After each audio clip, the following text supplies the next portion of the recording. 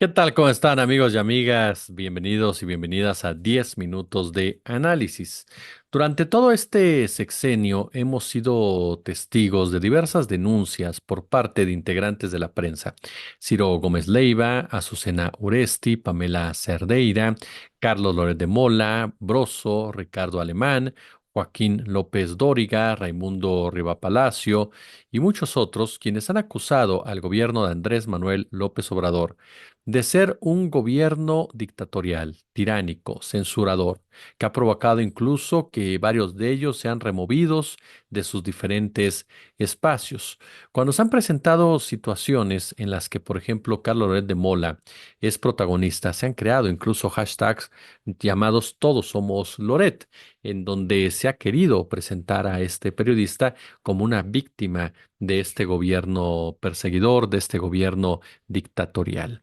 Varios integrantes de esa prensa de derecha, de esa prensa que durante muchos años fueron los protagonistas del devenir nacional e internacional, salen incluso a los medios de comunicación a vociferar que están siendo testigos precisamente de una de las peores persecuciones y cacerías que hayamos visto en la historia de nuestro país. Claro, es obvio que no han leído nada de lo que pasó en Excelsior con Julio Scherer, por ejemplo, y muchos otros casos más de periodistas, y no para irnos tan lejos de periodistas en la época de Calderón o en la época de Peña Nieto, en donde se bajaban literalmente las transmisiones y se metían a los periodistas a la cárcel, o a nivel local, los periodistas que son asesinados precisamente por atreverse a denunciar hechos verdaderamente violentos.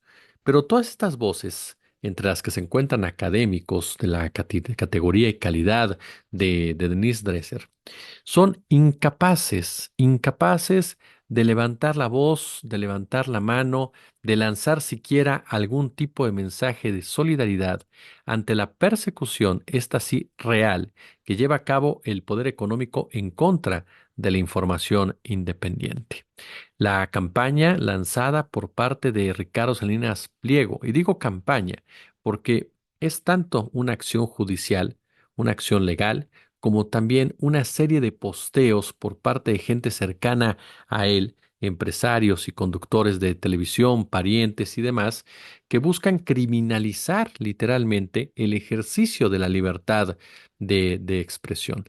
Grupo Salinas insiste que las críticas que se hicieron en contra de Banco Azteca generaron una pérdida de 800.000 cuentas, que se traducen en 18.000 millones de pesos. Yo me pregunto, ¿cómo va a comprobar esto Ricardo Salinas Pliego? ¿Va a presentar memes? ¿Va a presentar ligas de Facebook? ¿Va a presentar ligas de X? ¿Va a presentar grabaciones? ¿Qué va a hacer para comprobar esto? Sin embargo, a los abogados de Salinas Pliego no les interesa ganar el caso. ¿Por qué demandaron en California? Simple, porque están demandando a las empresas en donde a través de esos espacios, dichos comunicadores y periodistas dan a conocer los hechos o cuestionan al cacique de la Jusco. Entonces obligan a estas empresas a dar los datos personales. De esa manera ya tienen dónde notificarles y ¿qué cree? El juicio, bueno, la demanda aquí en México está en Jalisco. Jalisco, que es una entidad en donde Ricardo Salinas Pliego tiene una muy buena, extremadamente buena relación con el gobernador, con Enrique Alfaro, que se caracteriza por ser un represor de la prensa, un perseguidor de la prensa, un personaje que es feliz callándole la boca a quien sea, a quien puede, ya sea con billetes o ya sea con garrote. Es de esos políticos que coincide con esa idea de Salinas Pliego de que ellos están por encima del resto de la sociedad y que por lo tanto nadie, absolutamente nadie, debe de atreverse a cuestionarlos. Así de sencillo, porque ellos son otro tipo de mexicanos, porque ellos son políticos, ellos son empresarios, sin entender que nada de esto los vuelve superiores al resto de nosotros y que tanto el político como el empresario están obligados a transparentar sus actos, obligados a dar respuesta de los mismos. Y antes de que los seguidores de Salinas Pliego me digan que no, el señor tiene una concesión del Estado, no es de él. Está concesionado un bien público. Por lo tanto, tiene que explicarle a sus dueños, que son los ciudadanos, que es el Estado, lo que hace con esa televisora, los intereses que defiende con esa con esa televisora y por qué lo está llevando a cabo. En el caso de el señor Alfaro, pues porque es un político, ¿no? Y ni hablar del Poder Judicial. El Poder Judicial, como lo denunció el maestro Ricardo Ravelo, ¿no?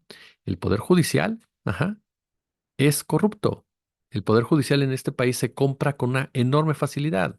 ¿Se imaginan los abogados de Salinas Pliego, el poder económico de Ricardo Salinas Pliego, que no puedan comprar a jueces que ya de por sí llegan con consigna de venderse? Ya traen aquí el letrero de se vende, el fallo. Entonces, por supuesto que es una acción que está perfectamente armada para intimidar la libertad de expresión, para intimidar a estos conductores y periodistas.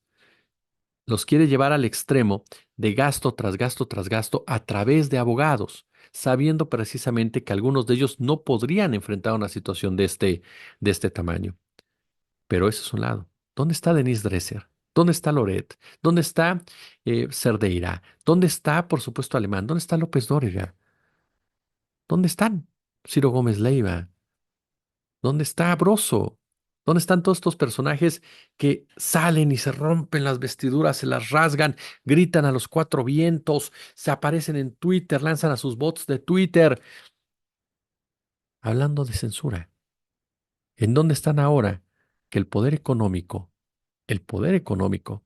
intenta callar a la libertad de expresión? ¿En dónde están ahora que el poder económico se abalanza contra el trabajo periodístico?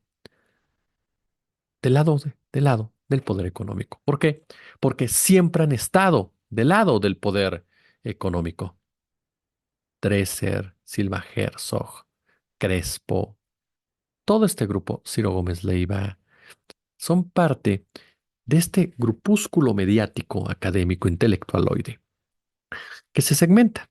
Están, por supuesto, los oficialistas y están los críticos del oficialismo. Así funcionaron durante muchos años. A los críticos se les permitía decir de vez en cuando algo importante, ser la contraparte, ser esa voz disruptiva. ¿Para qué? Para que el mundo dijera, oye, fíjate que en México sí hay libertad de expresión. Ve cómo se critica desde esos espacios al gobierno. Sin embargo, nunca cruzaban al verdadero cuestionamiento. Nunca iban encima de los poderes fácticos. Cuestionan mucho a Nancy Flores, ¿no? Pero Nancy Flores es una gran reportera, de las mejores reporteras que hay, porque junto con Sósimo Camacho, por ejemplo, junto con el propio Manuel Hernández Borbolla, junto con Ricardo Valderas, junto con la gente de Pop Lab, de Quinto Elemento Lab, del poder del consumidor, cuestionan al poder económico. No andan solamente perdiendo el tiempo con grillas políticas, sino que van al fondo de ubicar a quiénes son los verdaderos responsables de una economía criminal, quienes durante décadas impusieron las condiciones para que se dijera sus verdades en los medios de comunicación, quienes manejan este país a su antojo. Y por eso cuando a estos personajes, a estos caciques como tales, se les cuestiona, solamente alzan la mano quienes están acostumbrados a cuestionarlos, quienes son libres en realidad en sus posturas. Puedes estar a favor o en contra de su ideología política, puedes estarlo, pero no puedes escatimarles que son libres en sus expresiones. Y por eso los que no lo son, simplemente son panelistas de Latinos o de Atypical TV. Son la prensa capitalista, la prensa de derecha que ha existido y que es muy válida. El problema es cuando esa prensa se quiere vender o se quiere revictimizar y genera una inestabilidad o busca generar una inestabilidad.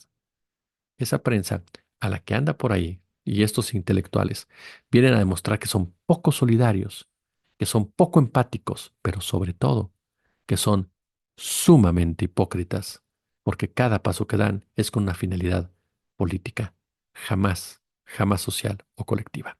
10 minutos de análisis. Pulgar arriba, por supuesto, si les gustó, déjenme su comentario, aparte del chat, también en la cajita de comentarios. Suscríbanse, por supuesto, es muy importante que ustedes hagan esto, ya lo saben. Ven el video, le dan me gusta, lo comparten y, por supuesto, lo comentan y se suscriben. Si les gustó, échenos super chat, super gracias y únanse al canal. Como siempre, un gusto, como siempre, un placer.